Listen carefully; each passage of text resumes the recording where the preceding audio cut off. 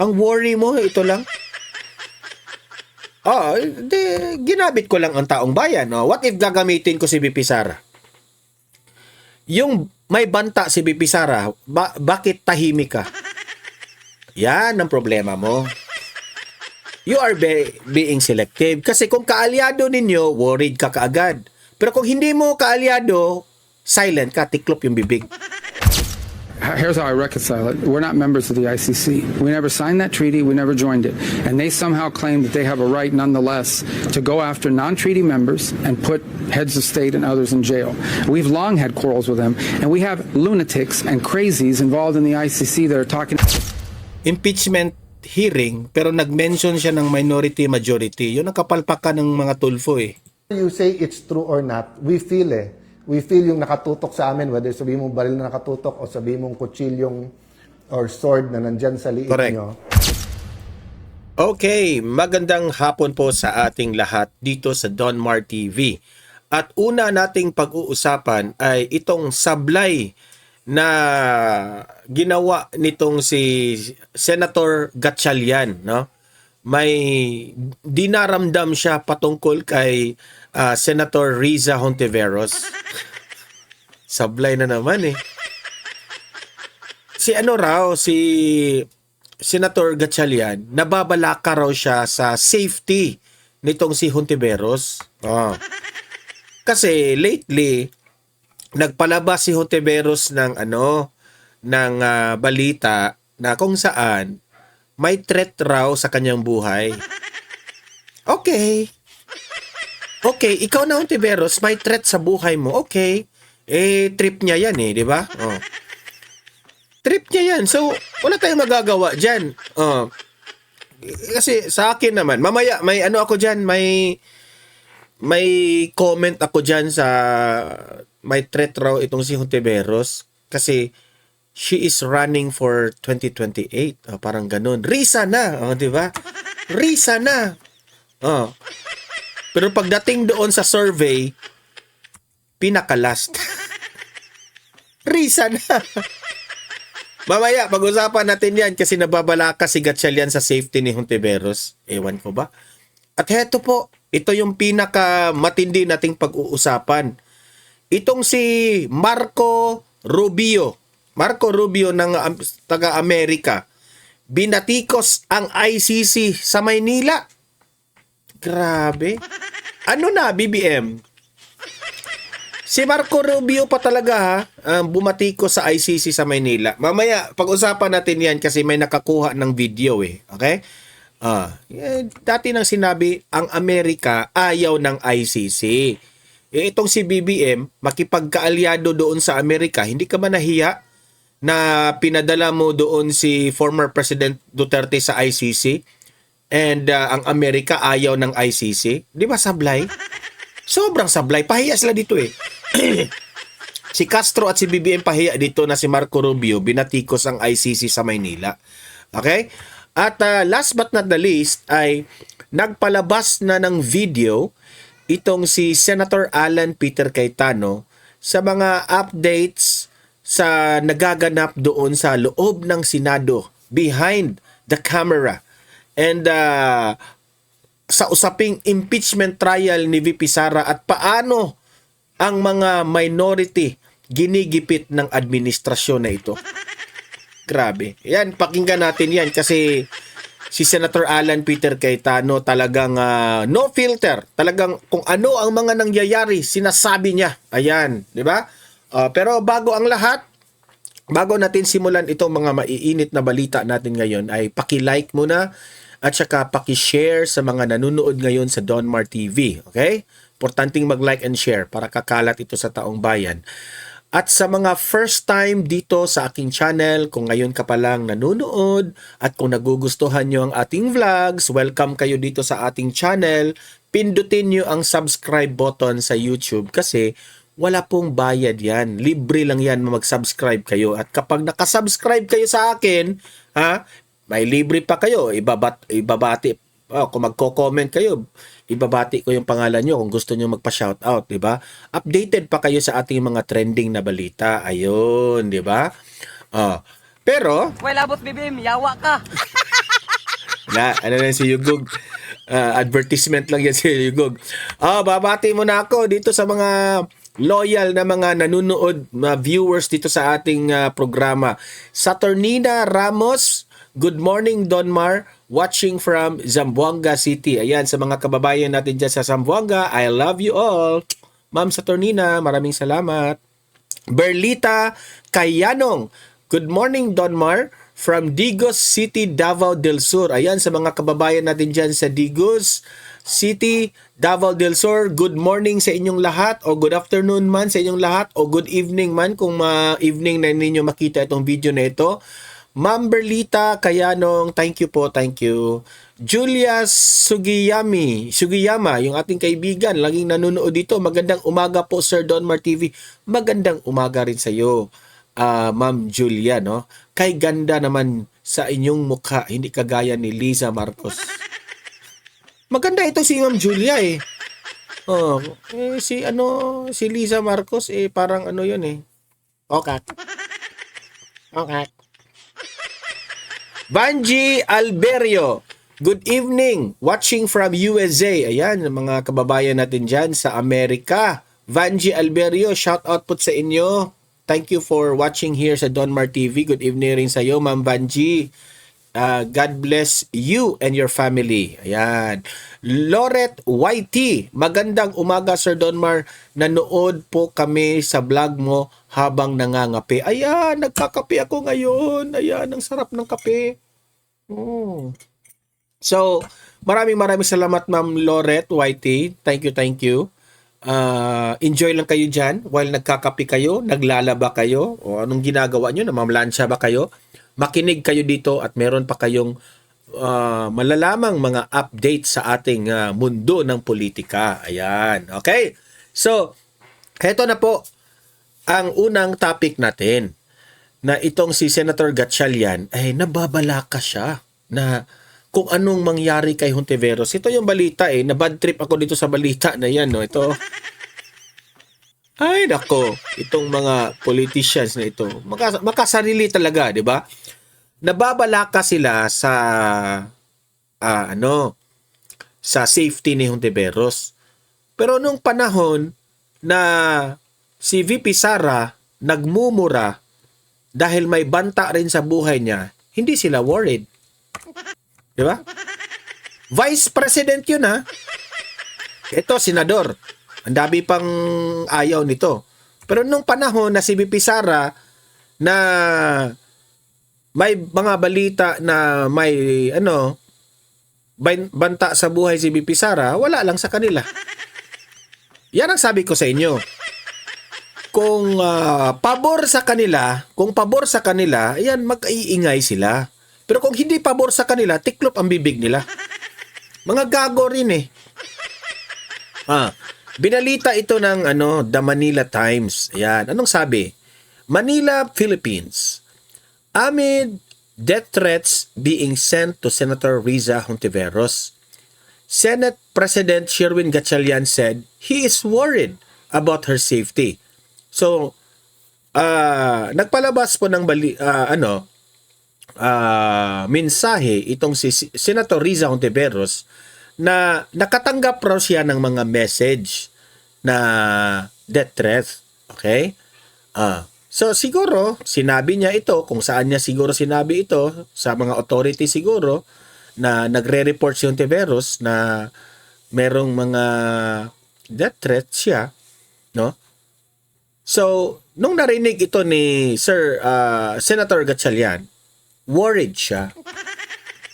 Alam mo, Senator Gatchalian, ito na yung masasabi ko. Kahit ka mga vlogger, I always receive mga messages.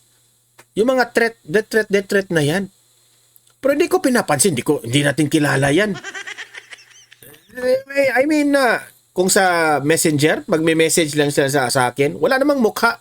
Pero binabalo ko, siguro mga ordinaryong tao na nag-e-express lang sa kanilang sarili sa galit mo kasi ayaw nila sa vlog mo, kasi dilawan sila, loyalista sila, pulahan, kung anong kulay yan, nagalit sila, express, no?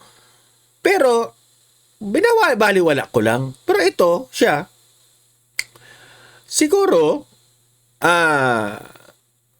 magpunta ka doon sa NBI, no? Kung meron man. Ayaw naman natin na merong mangyari sa ating mga kahit kaaway o kahit ayaw natin ng mga politicians like itong silang Hontiveros, mga Tulfo, ayaw natin yan. Pero ayaw naman, I don't like their principles when it comes to politics, no? Binabanata natin, sablay, ang daming mga kapalpakan na galit tayo sa kanila. Pero to the point, ayaw naman natin na may death threat sila o gurgurin sila ng ano. Wala na yan. Foul na yan. Kumbaga, lagpas na yan sa ating limitasyon. Pilipino tayo. Kahit magkaaway tayo sa politika, hindi naman tayo aabot sa ganyan na patayan na tayo. No? It's very bad. Naiintindihan ko. Pero itong si Hontiveros, parang OA lang talaga siya. OA mo, ma'am. Ang talagang OA mo talaga. Tapos, ang kay Gatchalian, ito, ikaw, you are very selective. Worried ka kay Hontiveros. Pero hindi ka worried doon sa mga ordinaryong Pilipino na dahil sa mahina ang ating administrasyon ngayon patungkol po sa war on drugs. Wala na, di ba? Dahil sa bumabalik na naman ang mga kanyang problema ng Pilipinas, baka hindi mo nakita o binabaliwala mo lang, Gatchalian. Makikita mo doon sa jeep na pumapasok yung mga hold-upper doon, nangongolekta, nabibidyohan ha. Ewan ko na lang sa mga ibang hindi nabibidyohan. Di ba? Hindi ka worried sa mga ordinaryong tao na hindi na safety ang Pilipinas? Unti-unti na namang bumabalik ang krimen? Pero ito lang ang worried mo? Ang worry mo, ito lang? Ginabit ko lang ang taong bayan. What if gagamitin ko si BP Sara? Yung may banta si BP Sara, bakit tahimik ka? Yan ang problema mo. You are being selective. Kasi kung kaalyado ninyo, worried ka kaagad. Pero kung hindi mo kaalyado, silent ka, tiklop yung bibig. Sablay ka. Gatchalian, worried for Hontiveros safety. Ganyan. Yang si Gatchalian na yan, di na yan dapat binoboto sa pagdating ng magtatakbo yan ulit. May pangarap rin yan eh. Presidente. Okay? So, dyan, sablay. Para sa akin, sablay talaga. Dapat naman siguro, no? In general, let us be cautious, no? Wag naman sana na umabot sa point na may mga threat na ganyan, no? Mayaman naman yung mga politicians eh. They have all their bodyguards naman. Kung mayroon mang threat sa inyo, mag-report kayo para matapos. Ito yung sinabi ko sa inyo na si Marco Rubio, binatikos ang ICC dito sa Maynila. Ito po, panoorin natin ito at mag-re-react tayo dito sa balita na ito. Grabe ito. Pahiya. Parang sinampal si Bongbong Marcos dito. Play. Tatagalugin daw po. Kung ililiwas sa Tagalog ang kanyang mga sinabi, Ano sabi? may tinawag siyang bobo at walang silbi. Na! Habang sila sa Pilipinas, Matindi yan. Oo. meron pa siyang dinagdag Ano pa sabi? Yun daw mga taong yan ay pinamumunuan daw ng mga buwang at baliw. Naku po! Masakit ka magsalita, Ginoong Marco Rubio. Pag Tinagalog. Pag Tinagalog, ay gusto mo ba marinig sa Ingles? At saka, gusto ko Ayan, ipaparinig niya ha. kung sino tinutukoy niya dahil dito sa Pilipinas, Oho. maraming ganyan ngayon na nagpapalitan ng kung sino yung bobo, kung sino Oo yung, nga, di oh. ba? May mga pinagkasabihan silang ano. Oo. Pasakit din pala magsalita itong si Ginoong Mark Rubio. At pagka- sinabi niya ito, Nelson ha, Oo. habang siya'y nasa Pilipinas. Sa Grabe. harapan ng mga mamamahayag ng Pilipino. Di ba nakipag-usap siya kay Pangulo? Oo, kay Pangulo. Hindi naman siya yung sinasabihan. Hindi. Ah, baka- Maraming PS yun. Bakit ka makalabas dyan? Ay, pero habang siya'y narito at kaharap po mga mamamahayag, may sinabihan po. Ibig sabihin press con ito. may- Press con. Talagang... Ay, nakuna ng video yan. Makukunan. Eh, tayo. Gusto po, parinig ko sa'yo. Sige. Ito po, pakinggan Ito. niyo mabuti ang sinabi po ni US Secretary of State Mark Rubio. Mark? Here's how I reconcile it. We're not members of the ICC. We never signed that treaty. We never joined it. And they somehow claim that they have a right, nonetheless, to go after non-treaty members and put heads of state and others in jail. We've long had quarrels with them, and we have lunatics and crazies involved in the ICC that are talking about charging members of the U.S. military, maybe even the president or a future president, with crimes. And it's not going to happen. It's just not going to happen. We are not members of that court. We never signed on to that treaty. They need to understand that. If people want to sign on and be a part of that stupid organization, they can. But we're not going to be a part of it, and they're not going to apply their jurisdiction to Americans. That's just not going to happen. We're not going to tolerate it now or in the future, and we've warned them about it repeatedly. And now they're going to see the consequences of ignoring us. Thank you. Grabe, galit na galit siya ha. Oo nga, no? Lunatics and crazy. Oo. Nelson, no? Ang sabi niya sa ICC, sa press conference dito sa Maynila, ito daw pong ICC ay stupid organization Oo. run by lunatics and crazies. Kita mo na? Mga baliw. Ibig sabihin, Mga baliw at nagpapatakbo ng ICC. mga buwang. Kung ililipat po natin sa Tagalog. Dapat tayo nagpadala ng Pilipino doon para doon litisin. Mga buwang pala yung naglilitis doon. Baka kung anong gawing hatol doon. Ayun na nga. Baka ang gawing hatol doon, purutin hanggang sa... Nako. Oh? Yan ang sabi Ang niyo. tindi, oh. Tinawag nitong bobo at walang silbi na organisasyon ng ICC na pinamumunuan daw po ng mga taong buwang at baliw. At sinabi niya na walang jurisdiction daw po ang ICC sa mga Amerikano dahil hindi sumali ang Estados Unidos sa Rome Statute na ito. Grabe. Diba? At sa kabila, anya nito, iginigiit pa rin umano ng hukuman na may kapangyarihan itong usigi ng mga sundalo, opisyal at Pangulo ng Estados Unidos. Nagbabala po si US Secretary of State Mark Rubio na mananagot ang ICC dahil sa patuloy nitong pagbabaliwala sa mga paulit-ulit na pagtutol ng Amerika. Actually, pahiya BBM dito eh. At sinabayan ang mga pahayag ni Rubio ng paghihigpit ng Washington sa hukuman sa pamamagitan daw po ng restriction sa visa, travel ban at mga sanctions laban sa mga tauhan po ng ICC at mga grupong kaugnay nito. Una na pong sinabi ni Rubio na nagsisikap ang Washington na buwagin ang ICC, isang hakbang na may Pero samantala, ang presidente ng Pilipinas pinadala ang kanyang predecessor.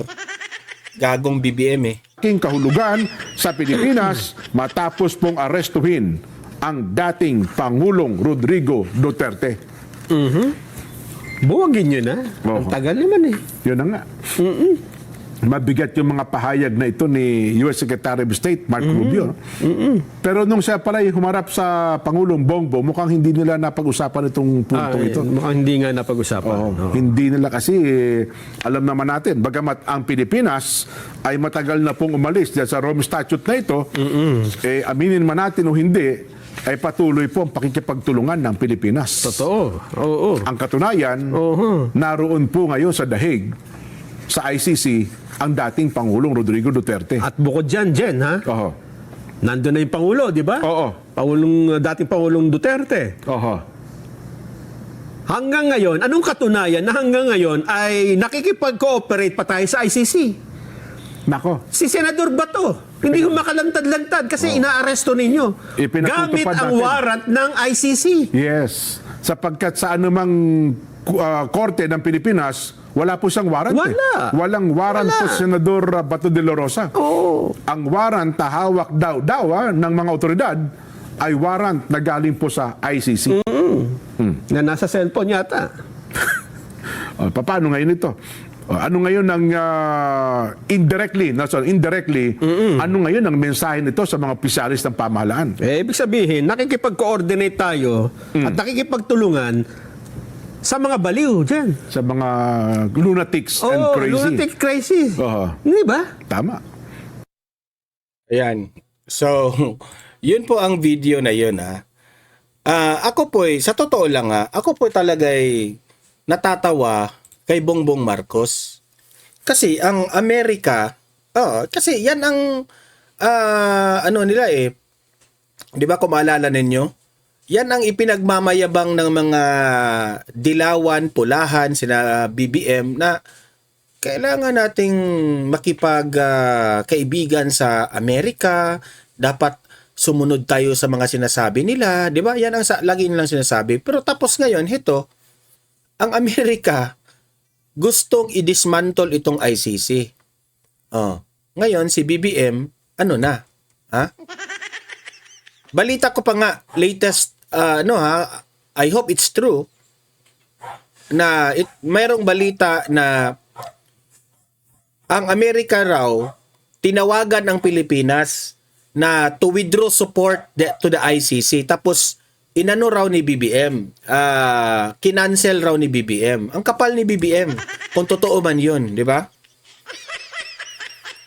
Ang kapal talaga ni BBM. Yun lang ang masasabi ko. Tapos,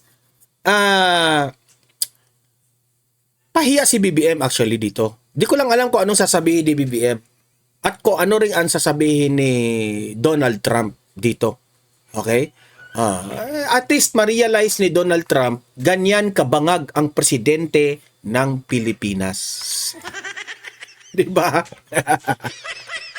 Okay, punta na tayo sa next topic natin. Itong updates patungkol kay Senator Alan. Dito tayo, rekta tayo kay Senator Alan sa mga kabalastugan ng administrasyon na ito at kung paano sila pinipressure dyan sa minority sa impeachment trial. Ito po, panoorin natin, play.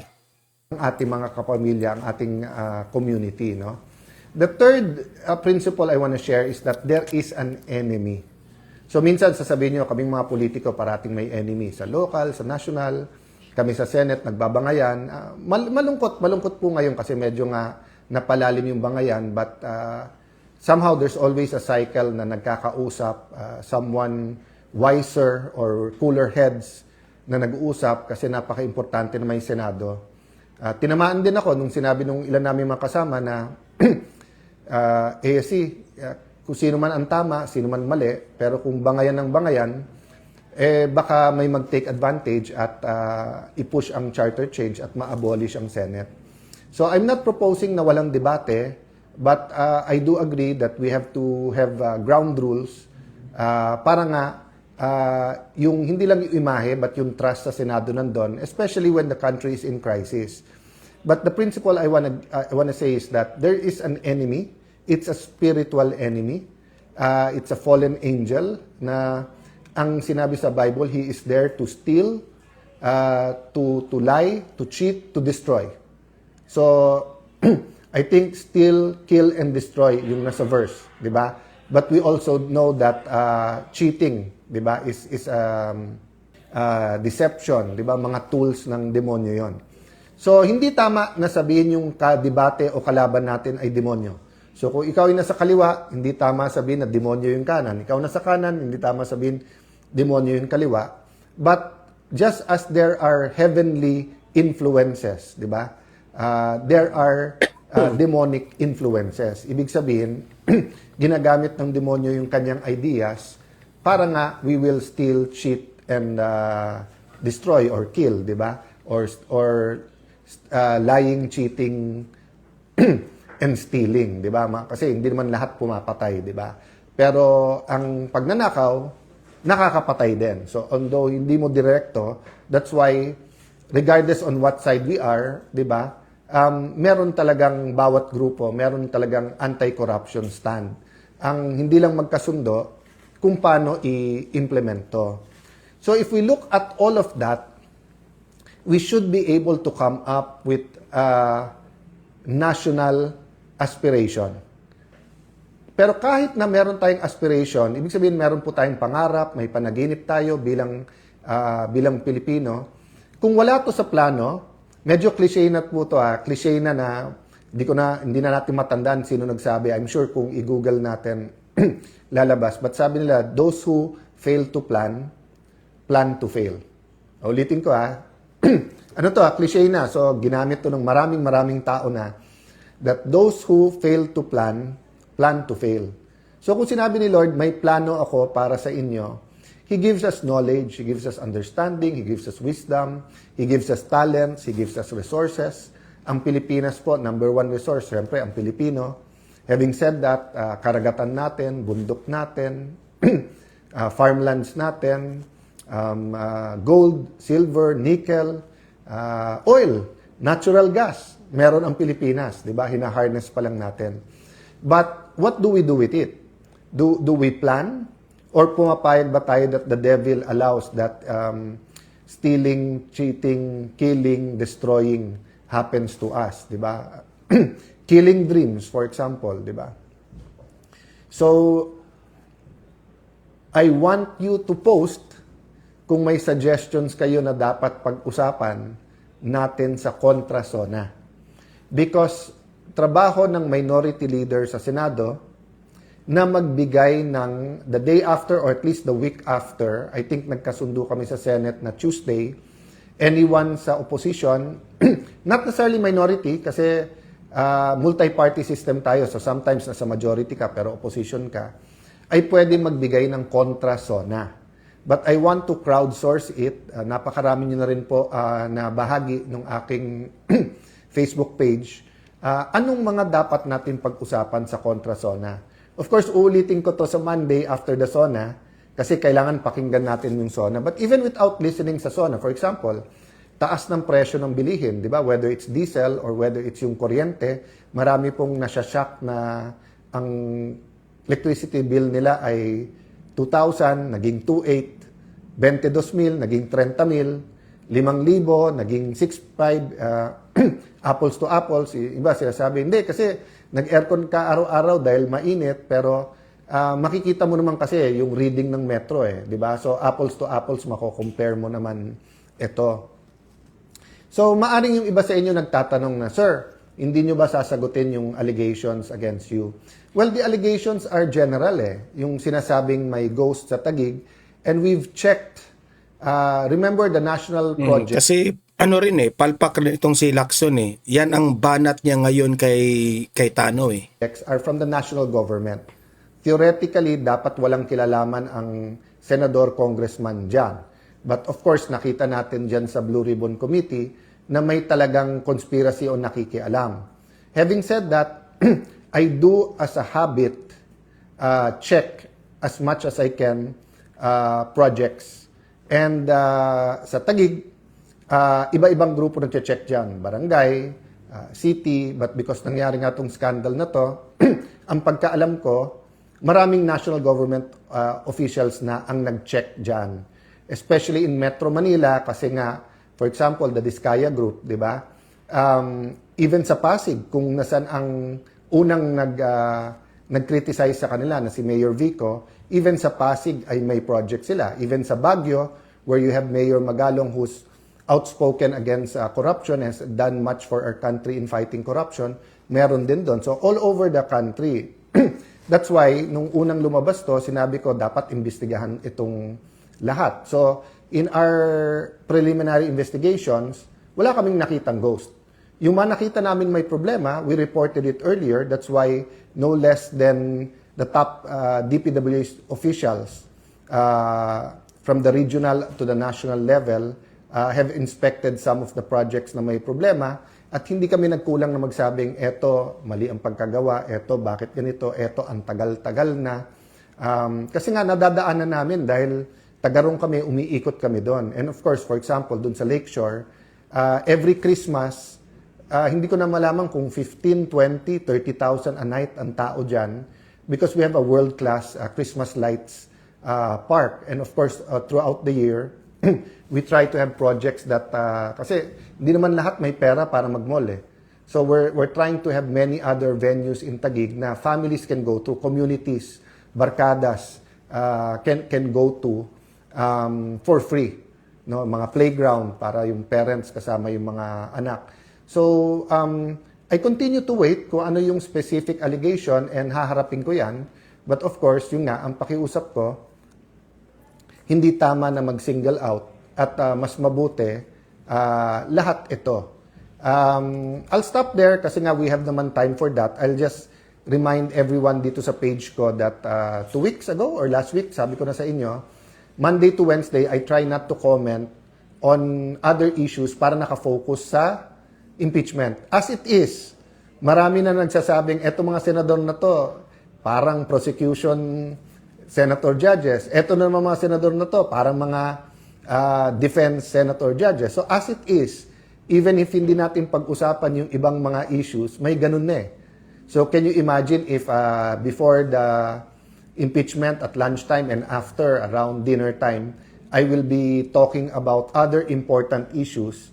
Maghahalo-halo eh. That's why I try to talk about it during the weekend. But marami din nagsasabi na, Kuya Alan, principles, Kuya Alan, daily living, Kuya Alan, minsan nag-enjoy kami sa upakan, but nag-enjoy din kami ng yung substantive. So for example, marami sa, Sir, support naman kami sa anti-corruption.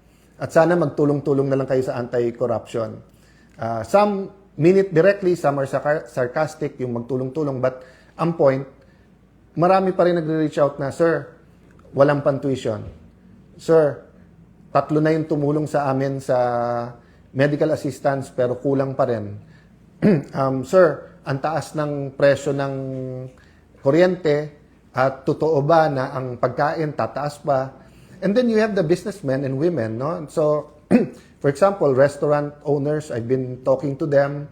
Minsan managers, sabi, Sir, on the average, 20-30% ang hinina.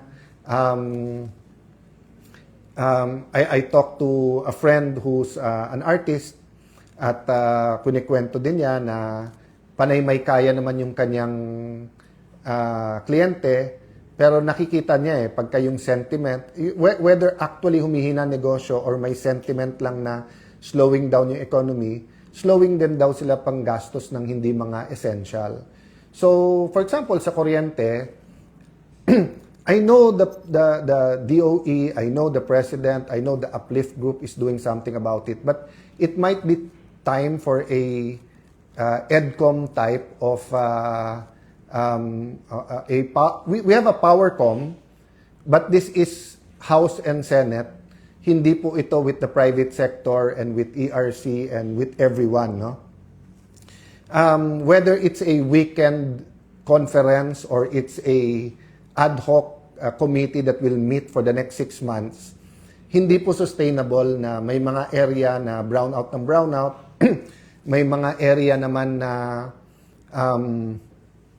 wala pa rin kuryente until now, and then hindi sustainable yung ganong kataas na kuryente, whether we're talking about commercial or industrial or residential. Diba? I think isa na tayo kung hindi tayo mismo ang pinakamahal sa ating region. So, hindi sustainable. So, pag ganon nakalaki yung problema, hindi pwedeng sabihin lang yung top level. It has to be the whole of government and whole of community approach. Diba? So, I hope you understand, guys, na I do want to have more discussions with you guys, but I meant it na kami sa minority, walang minority majority po sa impeachment court, pero meron sa Senate. May administrasyon opposition. And whether pero si palpak doon si Raffy Tulfo impeachment hearing pero nag-mention siya ng minority majority. Yun ang kapalpakan ng mga Tulfo you say it's true or not, we feel we feel yung nakatutok sa amin, whether sabihin mong baril na nakatutok o sabihin mong kutsilyong or sword na nandyan sa liit nyo. So, like in my case, di ba? I have to do the research, I have to do the readings, I have to listen to the lawyers, give them instruction, they have to give me feedback at yung opinion nila when it comes to the impeachment. Staff yon, so legit yon. And then yung sa priority bills, may mga gustong-gusto tayo, meron tayong iba na we disagree. Then pressing issues, let's say kuryente. Then you have yun nga, yung biglang ilan na ba ang existing kong investigasyon ngayon? So yung sa obstruction of justice, sumagot na kami pero nandyan sa ombudsman yan. Tapos sabi nila, iniimbestigahan pa nila yung May 13 sa Senado. So, nandyan yan. Tapos yung SEA Games daw, iniimbestigahan nila. Tapos ang Taguig daw, iimbestigahan. So, whether you like it or not, that takes up time and it's a distraction. So, ang dali ko sabihin, sorry, today nakatutok ako sa impeachment, which I do. But if I have to read some documents or read about that, talk to some people about that, etc., that's a reality. So, syempre, nung sinabi halimbawa na may ghost projects daw sa Taguig, syempre, dino-double, triple check ko, tinitignan ko. Pag sinabing may ganito, may ganyan, di ba? But pag sinabi, it seems like ganito, kailangan ko tignan. Baka naman yung impression, ganon, pero may technical lahat yan eh. You know, engineers, architects, scientists, medical technicians, lawyers, those are all highly technical, accountants, may mga language at kultura yan na hindi likha. So like ako, abogado, hindi naman ako engineer. So pag sinabi, alam mo, sinabi kong, bakit flood control yan? Sa ano naman napunta yan? Sa Cali at Park. Sabi, sir, kasi part yan ng major project from Taguig all the way to Pasig to Rizal na yung road dike. So basta't dyan mo nilagay, ganito technically yung ganyan yan. So may mga ganon eh. So handa po tayo na harapin, of course, yung specific. Having said that, hindi ko pwedeng pabayaan ang legislative agenda, ang trabaho ko sa impeachment, ang trabaho ko rin sa holding everyone, including myself and people close to me, accountable, and including fighting for a national agenda.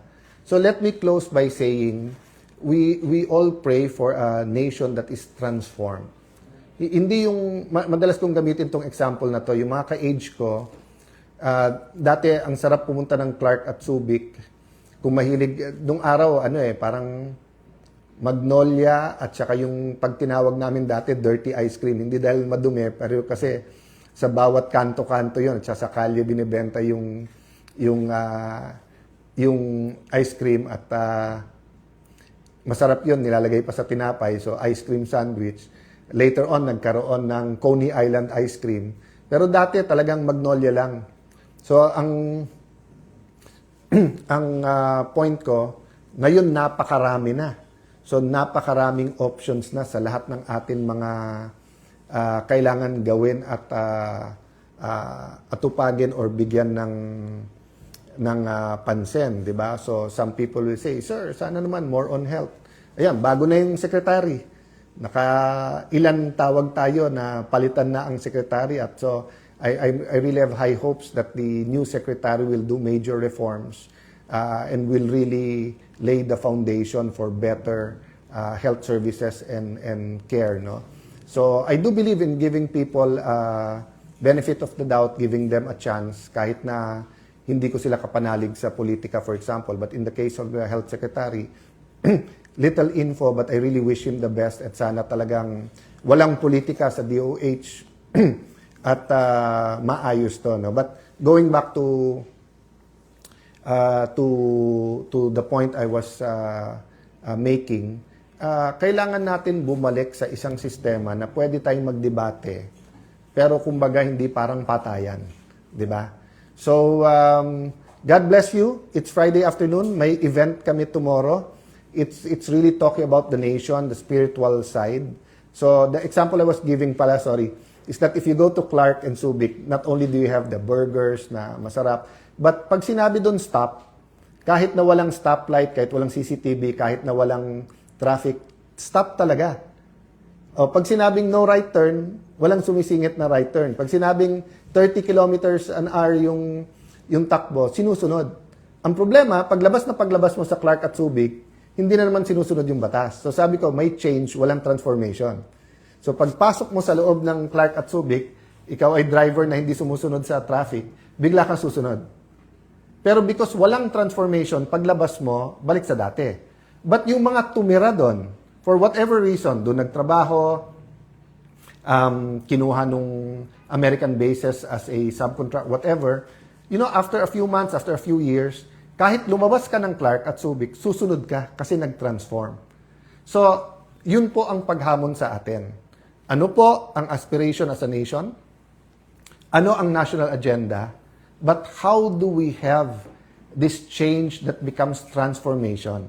Para hindi yung while the